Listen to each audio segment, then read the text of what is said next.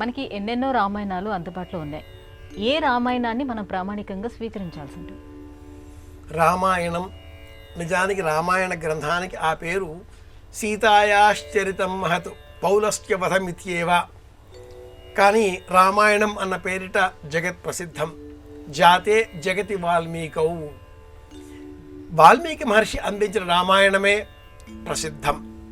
అనేక రామాయణాలు ఉన్నాయి అని అనగానే యోగ వాసిష్ఠ రామాయణం, రాములకు వశిష్ఠుడు బోధించినటువంటి విజ్ఞాన సారాంశం. అధ్యాత్మ రామాయణం, విశ్వామిత్రుడు రచించిన రామాయణం అని ఆ రామాయణానికి పేరు. నిజానికి అధ్యాత్మ రామాయణం బ్రహ్మాండ పురాణాంతర్గతం.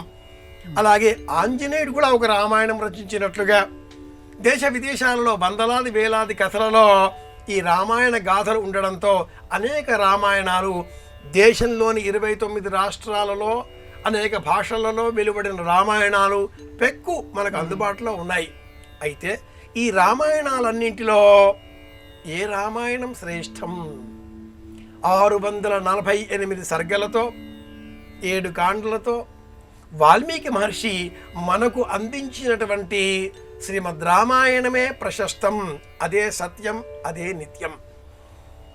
లోకప్రియ రామాయణం, రంగనాథ రామాయణం, అలాగే మొల్ల రామాయణం, విశ్వనాథ రామాయణ కల్పవృక్షం, ముప్పాళ్ళ రంగనాయకమ్మ గారి రామాయణ విషవృక్షం, సీత వ్రాసినటువంటి కథ, లత వ్రాసినటువంటి కథ ఎన్నో ఉన్నాయి. స్వర్ణ సీత అన్న పేరిట తెన్నేటి హేమలత ఆవిడ కూడా ఒక నవల రూపంలో రామాయణం.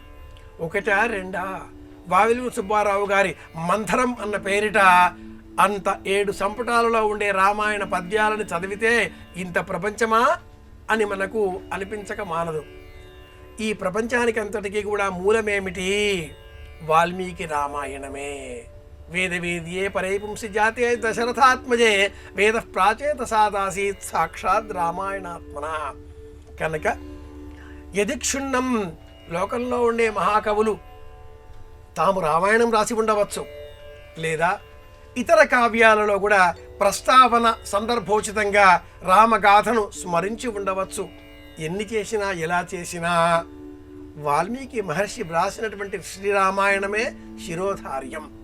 తెలుగువారు వాల్మీకి రామాయణాన్నే పారాయణ చేస్తారు. తెలుగులో కవిత్రయం అందించిన భారతం చదువుతారు. తెలుగులో పోతనామాచ్యుల వారు ఇచ్చినటువంటి భాగవతం చదువుతారు. కానీ రామాయణం అనేసరికి మట్టుకు వాల్మీకి రామాయణమే ప్రశస్తం, అదే ప్రామాణికం.